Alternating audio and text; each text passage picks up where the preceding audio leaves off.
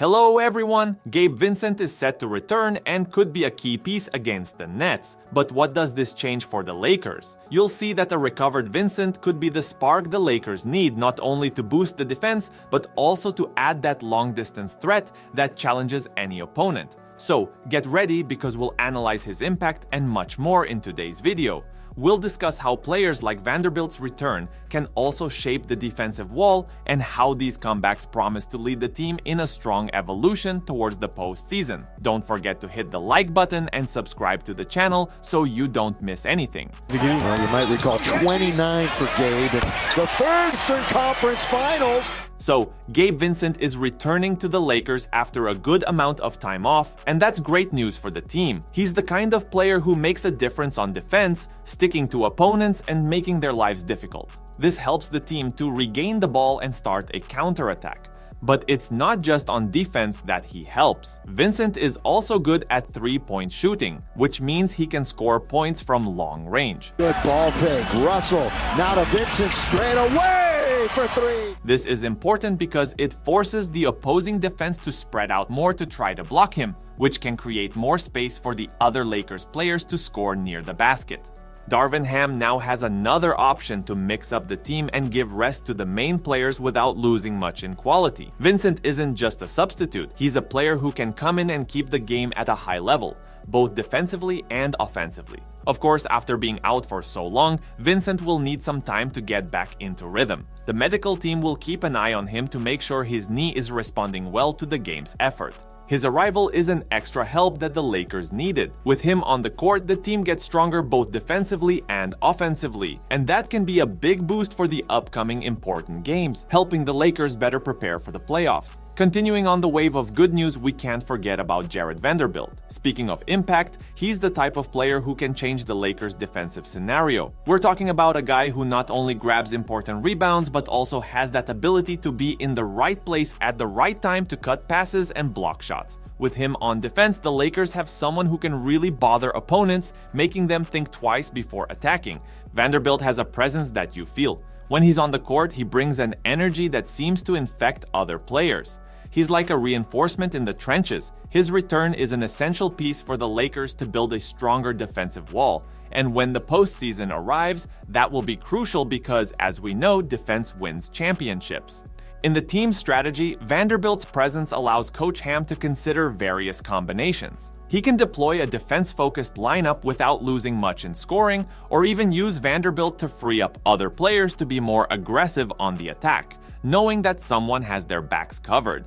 The expectation is that he will come back strong in early April. Of course, like Vincent, he'll take some time to get back into the groove of the game, but just knowing that he could be back for the playoffs is a relief. Opponents better prepare because with Vanderbilt in form, the Lakers have everything to make noise on defense and turn the game in their favor. And what about the balance between defense and offense? It's essential for any team's success, and the Lakers are working hard on it. Look, the defense has improved and it's not just talk. With Vincent and now with Vanderbilt returning, it's like we're reinforcing the defensive wall brick by brick. This defensive improvement is key because even if the team scores a lot, you can't win if you don't stop the others from scoring too, right? Now, about adjustments, there is still work to be done. The team has been allowing too many points in the paint, which is an invitation for opponents. And offensive rebounds, we can't let so many slip away. That's something Vanderbilt, with his wingspan and positional sense, can greatly assist with. And of course, we can't forget about fouls. We need to play hard but smartly to not give easy chances at the free throw line. Defense is a team effort and every player has to contribute, from ball pressure to quick help when someone is beaten. We're seeing improvements, yes, but consistency is the next step.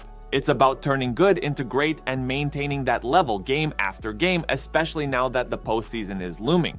The Lakers are on the right track, but now is the time to tighten the belts and ensure that this defensive evolution is solid and reliable. After all, we want to see brilliant offense and defense as solid as a rock combined to propel the team forward.